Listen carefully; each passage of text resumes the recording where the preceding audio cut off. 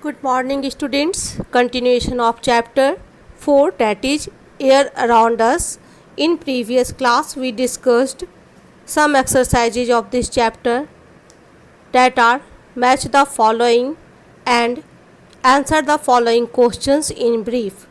Today we are going to discuss exercise E, that is answer the following questions. Let's proceed ahead.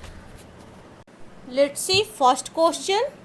What is the importance of carbon dioxide and oxygen for living beings? Answer is the importance of carbon dioxide and oxygen for living beings are as under. First we will write about carbon dioxide. First point, its concentration is about 0.03% in the atmosphere. Second, carbon dioxide is essential for the growth of plants because they prepare food with its help. Third, carbon dioxide keeps the atmosphere warm by absorbing sun's rays. Fourth, it is also used by the plants to release oxygen. Human beings and animals release carbon dioxide and inhale oxygen to stay alive. Now we will write about oxygen. Its concentration is about 21% in the atmosphere. Second, it is called the life supporting gas because all living organisms, whether human beings or animals, inhale oxygen from the surrounding air to stay alive.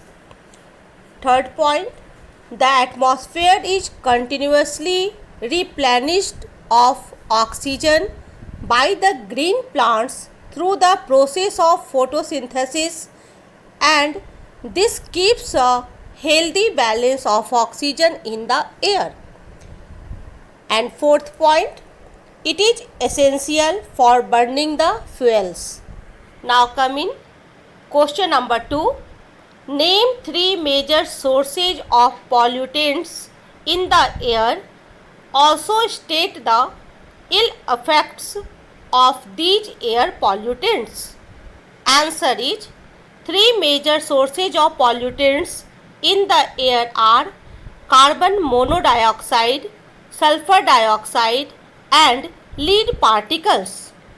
The ill effects of these air pollutants can cause several diseases like irritation in eyes, skin disease, respiratory disease, etc.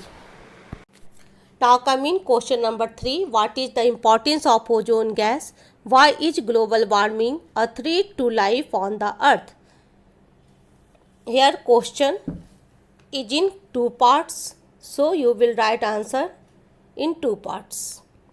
Answer is the ozone layer that is found in the stratosphere is very important as it acts as a filter and absorbs harmful ultraviolet sun rays from reaching the Earth's surface. This layer acts as a shield over the Earth's surface.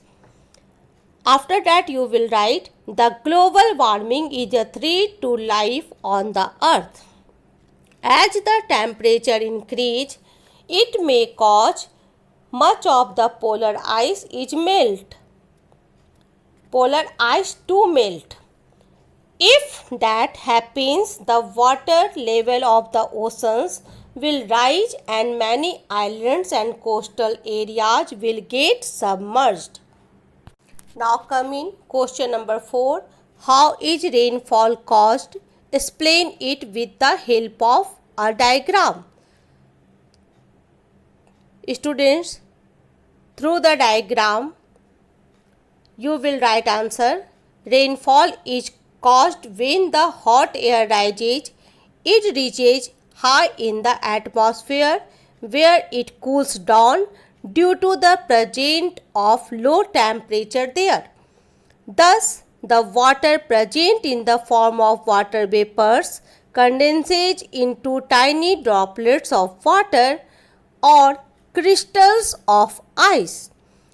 In due course of time, these tiny particles join together and form clouds. Due to further cooling, these tiny condensed droplets join and form large droplets and become so heavy that the air cannot hold them.